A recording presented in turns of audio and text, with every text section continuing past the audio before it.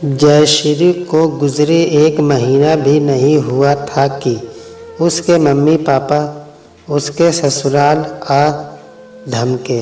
लगभग धमकी भरे लहजे में अपने दामाद प्रशांत से बोले, राजन मेरे पास रहेगा। क्यों, आपके पास क्यों रहेगा? उसका बाप जिंदा है। प्रशांत ने भी उसी लहजे में जवाब दिया। उसकी परवरिश करना तुम्हारे वश में नहीं। बड़े होने के नाते मैं आपकी इज्जत करता हूँ, लेकिन ये हमारा निजी मामला है। निजी कैसे हो गया? राजन मेरी बेटी का पुत्र है। उसकी उम्र अभी मात्र 6 महीना है। तुम नौकरी करोगे कि बेटा पालोगे? प्रशांत के ससुर रामचंद्र बोले, आशा दीदी के हाथों वह सुरक्षित है। प्रशांत ने सफाई दी, तो भी यह बच्चा तुम्हें मुझे देना ही होगा। रामचंद्र देना शब्द पर जोर देकर बोले, रवि तू अंदर जाकर बच्चा ले आ। रवि उनका इकलौता बेटा था। भले ही उम्र के 40वें पायदान, तथापि स्वभाव से उद्धता गई ना थी। आशा दौड़कर कमरे में गई और राजन को सीने से लगाकर शोर मचाने लगी। प्रशांत ने भरसक प्रतिरोध किया, लेकिन रवि ने उसे झटक दिया। रवि की उद्धतता से नाराज प्रशांत रवि को थप्पड़ मारने ही जा रहा था कि रामचंद्र बीच में आ गए। तब तक आस पड़ोस की भीड़ इकट्ठी हो गई। भीड़ के भय से रामचंद्र ने अपने पांव पीछे खींच लिए। उस रोज वे खाली हाथ लौट गए, जिसका उन्हें मलाल था। प्रसन्नवश यह बता देना आवश्य है कि प्रशांत और जयश्री का अतीत क्या था। प्रशांत की जयश्री से शादी हुए 16 साल हो चुके थे। इन सालों में जब राजश्री गर्भवती नहीं हुई तो उन दोनों ने टेस्ट ट्यूब बेबी का सहारा लिया। इस तरह जयश्री की गोद भर गई। जब तक जयश्री मां न बन सकी थी, तब तक प्रशांत ने उसे सरकारी नौकरी में जाने की पूरी छूट दे रखी थी। इसी का परिणाम था कि वह एक सरकारी स्कूल में अध्यापिका बन गई। नौकरी मिलते ही जयश्री ने के माँ बाप, भाई बहन सब उसके इर्द गिर्द मंडराने लगे। जयश्री का मायका मोह अब भी नहीं छूटा था। कहने के लिए वह प्रशांत की बीवी थी, पर राय मशवरा वह मायके से ही लेती। एक दिन रामचंद्र जयश्री से बोले, बेटी तुम्हारे पास रुपयों की कोई कमी ना रही। तुम दोनों सरकारी नौकरी में हो। जयश्री चुपचाप उनकी बात सुनती रही। वे आगे बोले, तुम्हारी छोटी बहन लता जमीन खरीदना चाहती है। हो सके तो तुम उसकी मदद कर दो।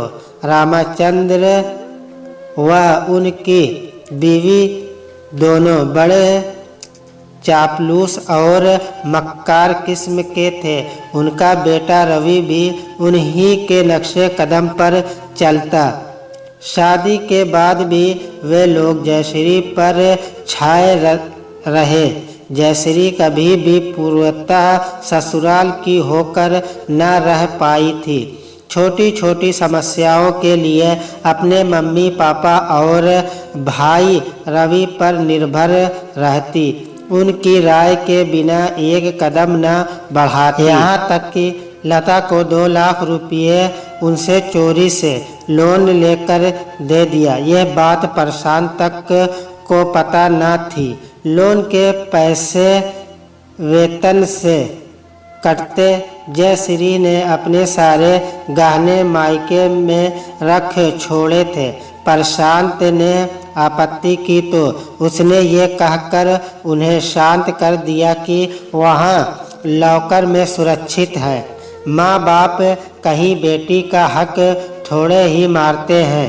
इसके पीछे उसे डर अपनी बड़ी ननद आशा को लेकर था। वे अक्सर आती रहती। प्रशांत उनसे कुछ ज़्यादा घुला मिला था। आशा की जयश्री से कभी नहीं पटी। आशा सोचती कि प्रशांत के माँ बाप नहीं रहे, इसलिए उसी ने उसकी शादी का जिम्मा लिया। तो प्रशांत की तरह जयश्री भी उससे दब कर रहे। जयश्री सोचती आशा प्रशांत की बहन है, वे चाहे उससे जैसे भी पेश आए, मैं क्यों उनके तलवे चाटूं। इन्हीं सब बातों को लेकर दोनों में तनातनी रहती। जयश्री को अपने मायके से जुड़ाव का एक बहुत बड़ा कारण ये भी था। जयश्री की इसी कमजोरी का फायदा उसके माँ बाप भाई बहनों ने उठाया। वे कोई न कोई बहाना बनाकर उससे रुपये ऐंठते रहते। उस दोपहर अचानक जयश्री की तबीयत बिगड़ी। प्रशांत ने नज़दीक के एक प्राइवेट अस्पताल में उसे भर्ती कराया। 2 दिन इलाज चला। तीसरे दिन अचानक उसे बेचैनी महसूस हुई। डॉक्टरों ने भरसक कोशिश की, परंतु उसे बचा ना सके। जयश्री की मृत्यु की खबर सुनकर उसके मायके के लोग भागे भागे आए। आते ही प्रशांत को कोसने लगे, तुमने मेरी बेटी का ठीक से इलाज नहीं करवाया। गनीमत थी कि वह प्राइवेट अस्पताल में मरी। अगर घर में मरती तो निश्चय ही वे कोई न कोई आरोप लगाकर प्रशांत को जेल भिजवा देते। ये आप क्या कह रहे हैं बाबूजी? वह मेरी पत्नी थी, मैं भला उसके इलाज में कोताही क्यों बरतूंगा? प्रशांत बोला। बरतोगे? व्यंग्य के भाव उनके चेहरे पर तिर गए। 16 साल के वैवाहिक जीवन में वह एक दिन भी खुश नहीं रही। ये आप कैसे कह सकते हैं? क्यों नहीं कहूँगा। तुम्हें फिट आते थे क्या? तुमने शादी के पहले इसका जिक्र किया था। बड़े मुर्दे उखाड़ने से क्या फ़ायदा? प्रशांत बात काटने की नीयत से बोला। इसीलिए कह रहा हूँ, अगर फ़ायदा होता तो नहीं उखाड़ता। दोष तो आपकी बेटी में भी था। दोष? तुम्हारा दिमाग तो नहीं खराब? साल इलाज किया, लाखों रुपये खर्च हुए, तब भी वह माँ न बन सकी। जानते हैं क्यों? क्योंकि उसके बच्चेदानी में टीवी थी, जो शादी के पहले से थी। अगर समय रहते आप लोगों ने उसकी समुचित चिकित्सा की होती तो यह दिन न देखना पड़ता। बेकार की बातें मत करो। रामाचंद्र का स्वर किंचित तेज था। जो भी खामी आई वह सब तुम्हारे माहौल का दोष है। मेरे यहाँ तो वह भली चंगी थी। झूठ मत बोलिए। आप 5 बेटियों के पिता हैं। आप भला क्यों इलाज कराएंगे? आप तो चाहेंगे कि वह मर मरा जाए तो अच्छा है। प्रशांत की बात उन्हें कड़वी लगी, तथापि संयत रहे। जबान को लगाम दीजिए जीजाजी। रवि उखड़ा। सत्य बात हमेशा कड़वी लगती है। तब आपने उस सच को उजागर क्यों नहीं किया? कौन सा सच? आपके फिट आने का। रवि बोला। फिट कोई लाइलाज बीमारी नहीं। मुख्य बात यह है कि मुझे बीमारी से कोई शिकायत नहीं। मैं अपने पैरों पर खड़ा हूँ। बिना मदद के अपने ऑफिस जाता हूँ। अच्छी खासी तनख्वाह पाता हूँ। अपने परिवार का भरण पोषण करने में सक्षम हूँ। और क्या चाहिए एक पुरुष से?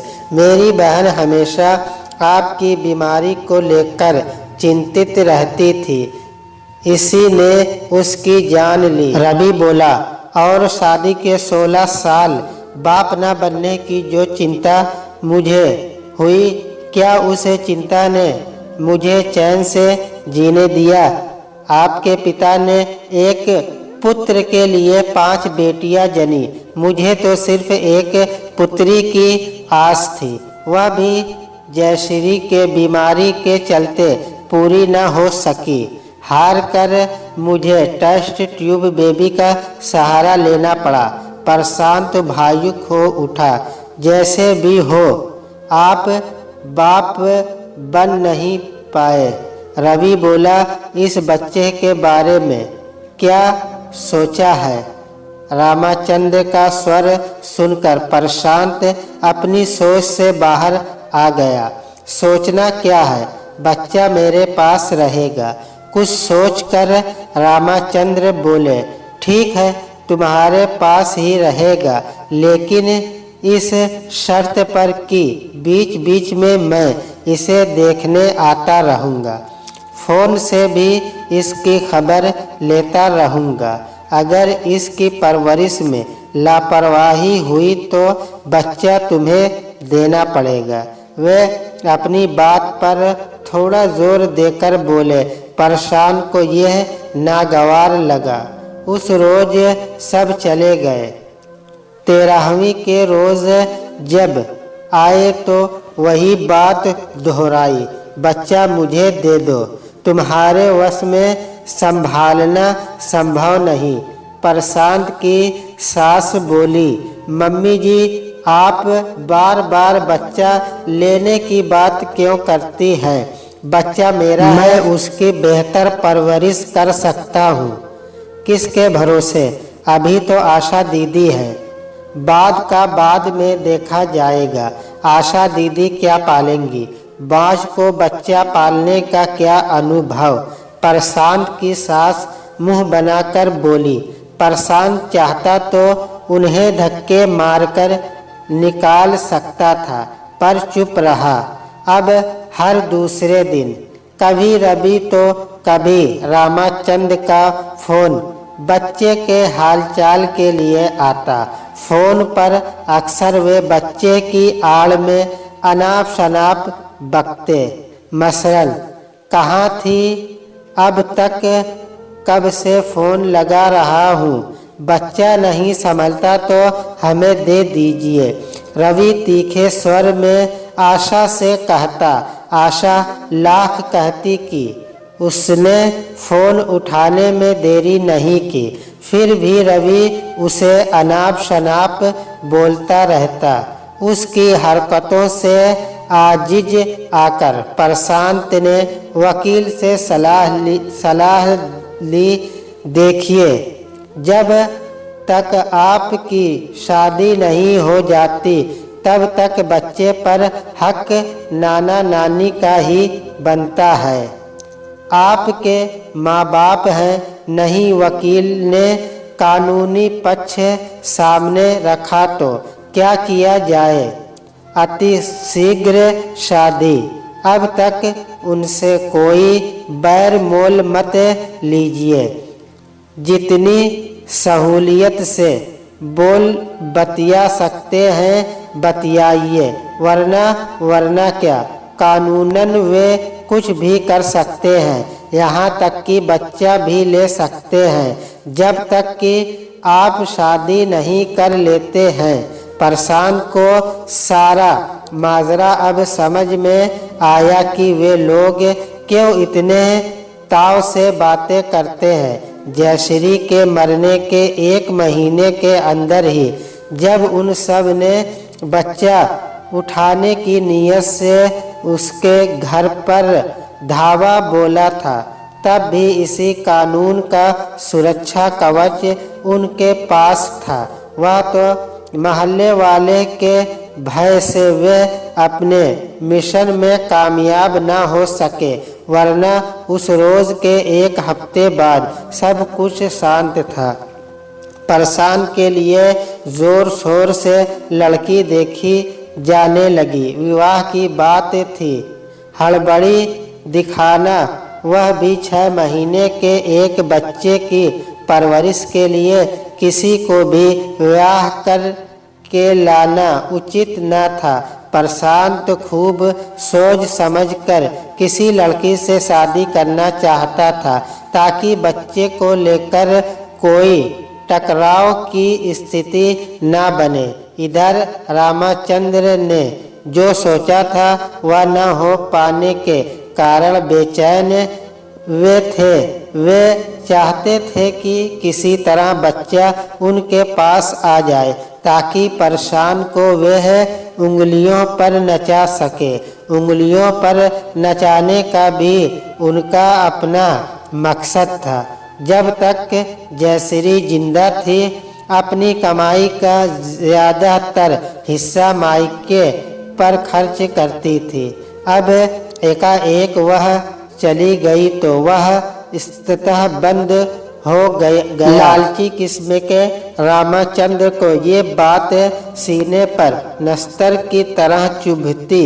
वे बच्चे के बहाने प्रशांत से और भी कुछ ऐंठना चाहते थे, जैसे पीएफ व बीमे के रुपये, जिन्हें वे अपनी बेटी का मानते थे। प्रशांत उनकी बदनीयती से कुछ वाकिफ हो चुका था। जयश्री के मरने के बाद जब प्रशांत उसके ऑफिस से बकाया पीएफ व बीमे के लिए गया तो पता चला कि 2 लाख रुपये का उस पर कर्जा है जो उसके वेतन से कटता है। अब सरकार तो छोड़ेगी नहीं, जो भी फंड जयश्री के नाम होगा उसी से भरपाई करेगी। उसी समय प्रशांत को भान हो गया था कि जयश्री के माँ बाप किस परिस्थिति के हैं, वह उनसे क्या चाहते हैं। बच्चे से प्रेम महज बहाना था, जिसे अपनी बेटी से प्रेम नहीं। वह भला अपनी बेटी के पुत्र से स्नेह क्यों रखने लगा। एक रोज रवि सपत्नी आया। पापा ने राजन को देखने के लिए लखनऊ बुलाया है। इतने छोटे से बच्चे को कौन ले जाएगा, वे खुद नहीं आ सकते। प्रशांत बोला, वे बीमार है। रवि का जवाब था, ठीक हो जाए तब आकर देख जाए। नहीं, उन्होंने अभी देखने की इच्छा जाहिर की है। यह कैसे संभव है? प्रशांत लाचार स्वर में बोला, मैं ले जाऊंगा। रवि का यह कथन प्रशांत को अच्छा न लगा। यह असंभव है, कुछ भी असंभव नहीं। आप राजन को मुझे दे दीजिए, मैं सकुशल उसे पापा से मिलवा कर आपके पास पहुंचा दूंगा। प्रशांत कुछ देर शांत था, फिर एकाएक उबल पड़ा, आप लोग झूठ बोल रहे हैं। किसी को राजन से प्रेम नहीं है। साफ साफ बताइए, आप लोग चाहते क्या हैं? रवि के चेहरे पर एक कुटिल मुस्कान तैर गई। वह धीरे से बोला, दीदी के पीएफ और बीमे का रुपया। क्यों? क्योंकि वे मेरी बहन की कमाई के थे। वह मेरी कुछ नहीं थी तो ठीक है, राजन को हमें दे दीजिए। प्रशांत की आंखें भर आई। क्या रुपया पैसा खून के रिश्ते से ज़्यादा अहमियत रखने लगे हैं? क्या रिश्ते नाते संस्कार गौड़ हो गए हैं? किसी तरह उसने अपने जज्बातों पर नियंत्रण रखा। 5 लाख रुपये बीमे की रकम व 3 लाख रुपये का पीएफ, यही कुल जमा पूंजी जयश्री की थी। गनीमत थी कि रामचंद्र ने नवनिर्मित मकान में हिस्सेदारी का सवाल नहीं खड़ा किया। 2 लाख रुपये उसने लोन लिए थे प्रशांत ने कहा, लोन रवि चुकाने की कोई ज़रूरत नहीं। आप अच्छी तरह जानते हैं कि वे लोन के रुपये किसके काम आए। प्रशांत के कथन पर वह बगले झाँकने लगा, फिर बोला, गहने वे सब आपके पास हैं, फिर भी कुछ तो होंगे ही। प्रशांत ने जयश्री के कान के टॉप्स चूड़ी एक सिकड़ी लाकर दे दी, जो जयश्री के बदन पर मरते समय थे। 8 लाख रुपये का चेक काट कर प्रशांत ने अपने बेटे का सौदा कर लिया। उस रोज के बाद रामचंद्र ने भूले से भी कभी अपने नाती राजन का हाल नहीं लिया।